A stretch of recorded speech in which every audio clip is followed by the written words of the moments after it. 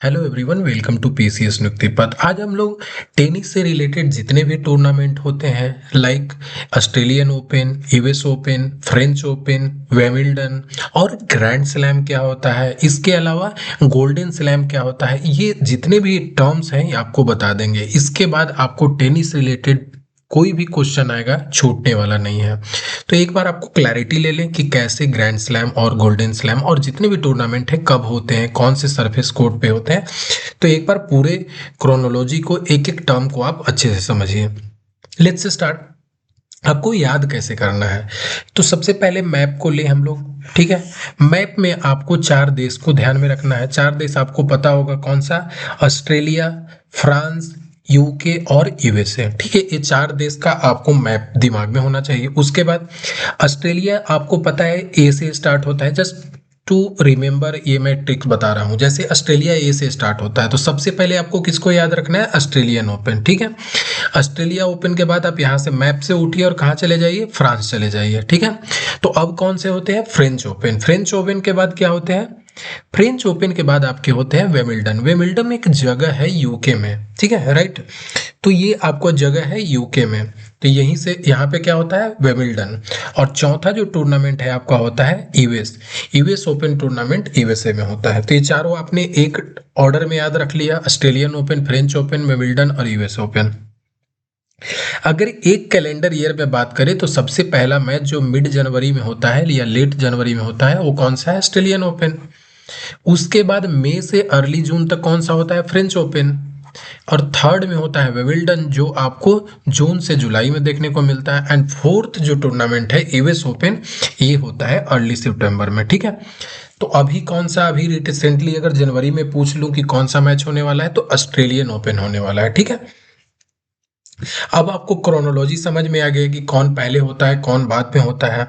अब इसके बाद इससे रिलेटेड और क्या क्वेश्चन पूछे जाते हैं, अब आपको पूछे जाएंगे कि कौन से कोर्ट पे मैच होता है। जैसे अगर पूछ दिया ऑस्ट्रेलियन ओपन कौन से कोर्ट पे होता है, तो ये कैसे ध्यान में रखें।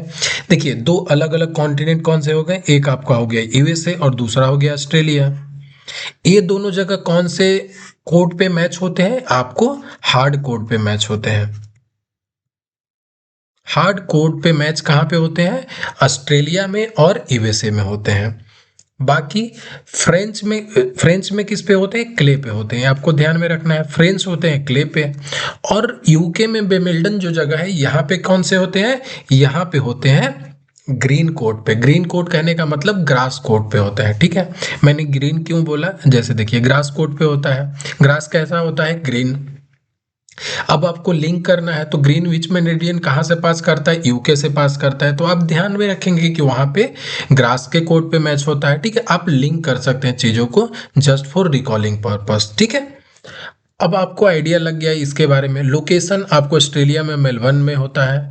दूसरा, फ्रेंच ओपन आपको पेरिस में होता है। विंबलडन आपको लंदन में होता है। और यूएस ओपन न्यूयॉर्क यूएसए में होता है। तो इतना इंफॉर्मेशन से आपको क्वेश्चन निकलते हैं। ठीक है, अब नाउ कि इस साल में कैसे कैसे चीजें हुई हैं। जैसे 2025 की बात करें तो कौन कौन जीता है, सबसे पहले इसको समझ लेते हैं। ऑस्ट्रेलियन ओपन अगर मेंस का बात करें तो दो लोग ने यहाँ पे अल्टरनेटिवली यहाँ पे जीता है। ऑस्ट्रेलियन ओपन को इसने जीता, जैनिक सिनर ने जीता है। उसके बाद एल्करोज ने जीता है फ्रेंच ओपन।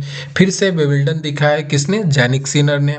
एंड फिर से यूएस ओपन को एल्करोज ने जीता है। तो आप यहाँ से क्या समझ में आ रहा है, अल्टरनेटिवली जीते हैं। तो जैसे मैंने आपको याद कराया था उस ऑर्डर में इसको लिख लें, Australian open, French open, Wimbledon और यूएस ओपन। इसके बाद जो जीतने वाले हैं, सबसे पहले जैनिक सिनर ने जीता, फिर उसके बाद अल्करोज ने, फिर उसके बाद जैनिक सिनर एंड फिर से अल्करोज। तो ये तो आपको याद हो जाएगा, बहुत सिंपल है ट्रिक। उसके बाद अब वुमेन्स में आते हैं, कैसे हम लोग ध्यान में रखेंगे। तो पहला जो ऑस्ट्रेलियन ओपन है उसके लिए हम लोग याद रखेंगे जैम। जैम क्या हो गया, जैम हो गया ए से ऑस्ट्रेलियन ओपन, जे से हो गया जैनिक सिनर और एम से हो गया कौन, मैडिसन कीज। तो ये इतना ध्यान में हो गया। फ्रेंच में आपको एफसी ध्यान में रखना है। एफसी क्या हो गया, एफसीसी आप ध्यान में रखेंगे। फ्रेंच ओपन में एफसीसी कौन है, एल्कोरोज, उसके बाद कोको गॉफ। तो ये आपको ध्यान में रहेगा। विंबलडन की बात करें तो विंबलडन में डब्ल्यू जी ध्यान में रखना है। ठीक है, विंबलडन में डब्ल्यू जी ध्यान रखना है। तो डब्ल्यू से विंबलडन हो गया और जी से आइगा हो गया। ठीक है, आइगा आप ध्यान में रखेंगे। इस छोटा छोटे नाम को आप ध्यान में रखें।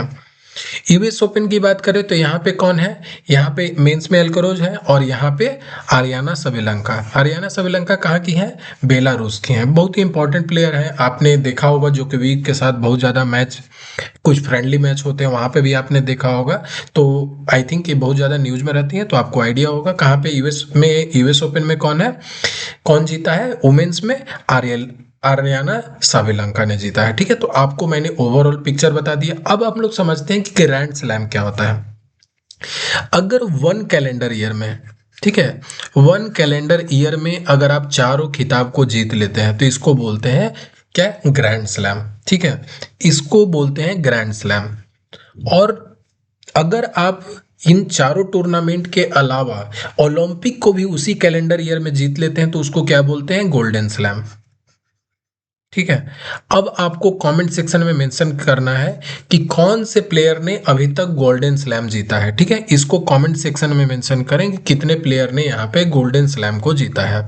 समझ में आ गया, गोल्ड ग्रैंड स्लैम पता चल गया, एक कैलेंडर ईयर में जो चारों जीते हैं, और गोल्डन स्लैम में जो एक कैलेंडर ईयर में आपको ओलंपिक भी जीते हैं। तो आपको आइडिया ओवरऑल लग गया। ठीक है, तो इतना ही इंफॉर्मेशन पूछा जाता है, इतना आपको आइडिया होना चाहिए। Places in news, important person, जितने भी इंपॉर्टेंट जो एग्जाम पॉइंट ऑफ व्यू से रेलेवेंट इंफॉर्मेशन है आपको यहाँ पे क्रिस्प वीडियो में प्रोवाइड कर दिया गया है। उसके अलावा बिहार करेंट अफेयर आपको 5 घंटा में पूरा कंप्लीट 1 साल का यहाँ पे करा दिया गया है। उसके अलावा बहुत बच्चे का डाउट आ रहा था कि रिपोर्ट, इंडेसेस और सर्वे जो होते हैं वो बहुत अलग अलग जगह से पूछे जाते हैं and we don't get idea कि कैसे कहाँ से पूछे जाते हैं। तो उसके लिए आपको एक कॉम्प्रिहेंसिव लिस्ट प्रोवाइड किया था जहाँ से आपको 1 से 1.5 साल में जितने भी क्वेश्चन पूछे गए हैं उसका आपको लिस्टिंग करा दिया गया था। उसके बाद बच्चे का जब डिमांड आया तो हमने IFSR, SRS सर्वे रिपोर्ट या NFHS सर्वे रिपोर्ट, तो ये मैंने अभी तक 3 प्रोवाइड कर चुका हूँ और अलग भी टाइम के साथ आपको आते जाएगा। ठीक है, तो आप यहाँ से जितने भी इंपॉर्टेंट पार्ट है यहाँ से कवर कर सकते हैं। ठीक है, and in case of any doubt you do reach out to us, और आप टेलीग्राम पे या यूट्यूब के कमेंट सेक्शन में जरूर मेंशन करें अपने डाउट को। And if you have any suggestion so you are most welcome to have your suggestion on the comment section. And if you have like the video do subscribe to the channel and hit a like button. ठीक है, और जितने भी class होते हैं उनके PDF आपको Telegram channel पे मिल जाते हैं, तो do join the Telegram channel. Thank you so much.